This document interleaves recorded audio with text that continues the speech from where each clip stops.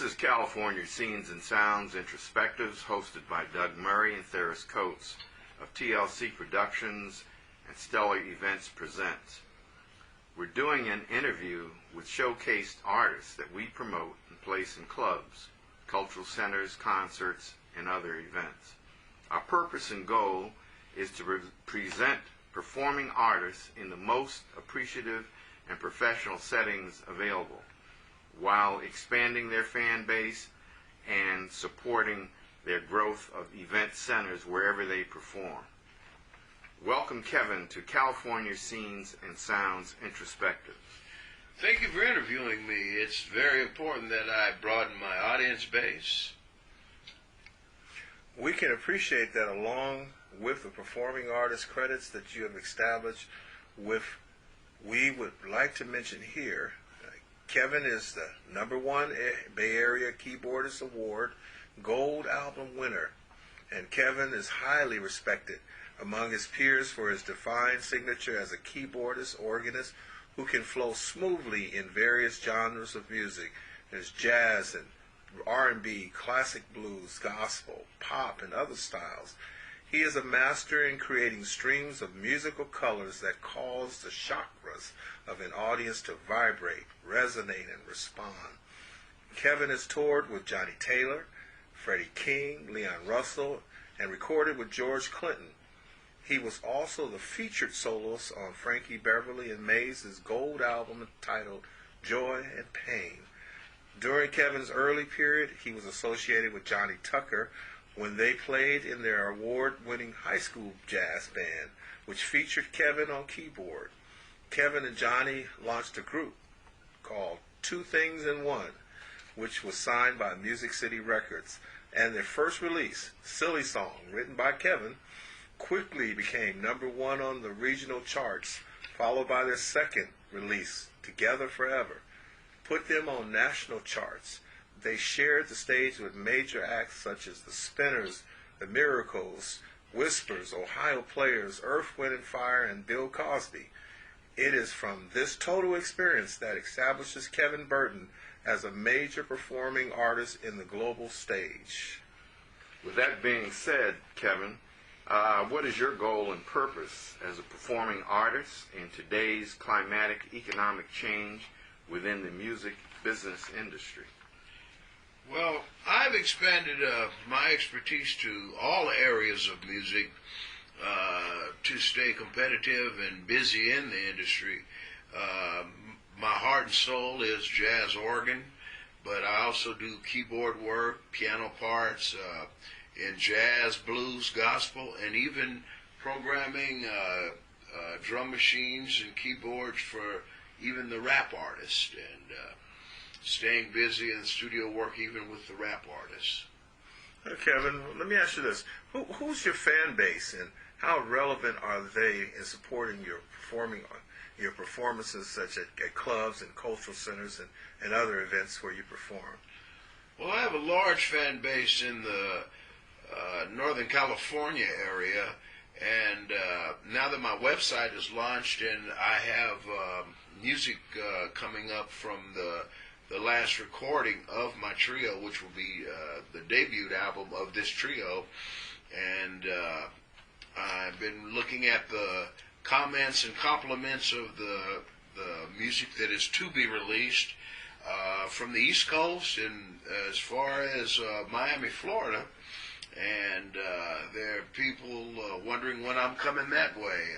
I haven't been that way with my trio or anything, but looks like that'll be coming up real soon, and I'm looking forward to expanding my base. Absolutely. Okay, and your web base is? Your web base? The Kevin Burton Trio, and it's also keyboardkev.com.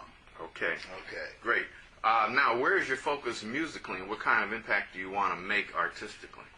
Well, my hero and life inspiration was the great Jimmy Smith. He was the pioneer of the Hammond organ, jazz Hammond organ, and he was my inspiration, and love that area of jazz organ, where the organ is not being played like that no more. There's a few guys doing it where they're actually playing the whole instrument, where the bass line is being played on the organ in the traditional fashion.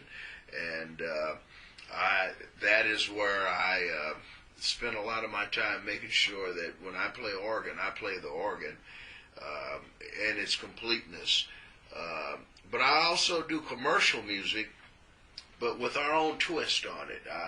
I don't just learn the music off the radio. It has to be done in an original fashion.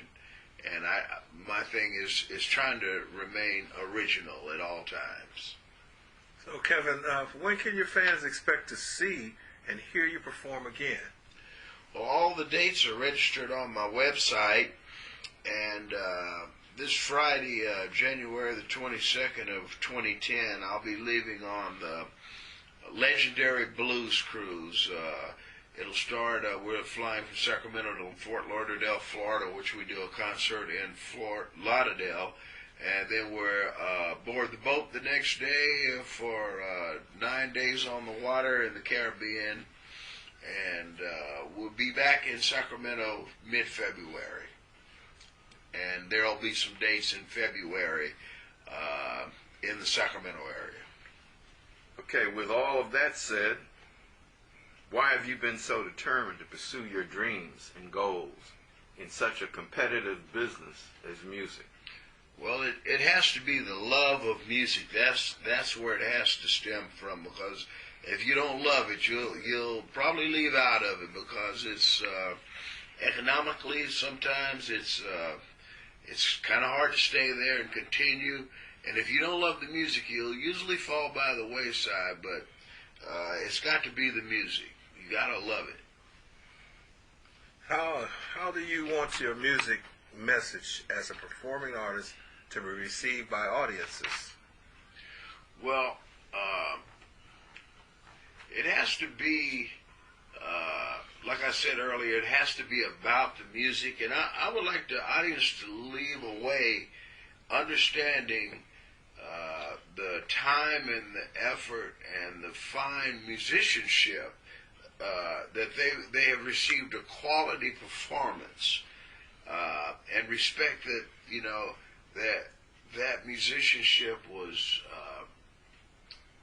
developed, and it was worked on. And it's like I say, music is a journey, not a destination, and we're always growing and trying to reach a higher level of musicianship at all times, and with no gimmicks, no hoopla, just a guy sitting down and actually playing his instrument.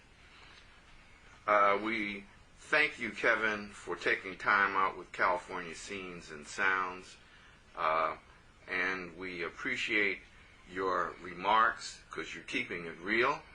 This is Doug.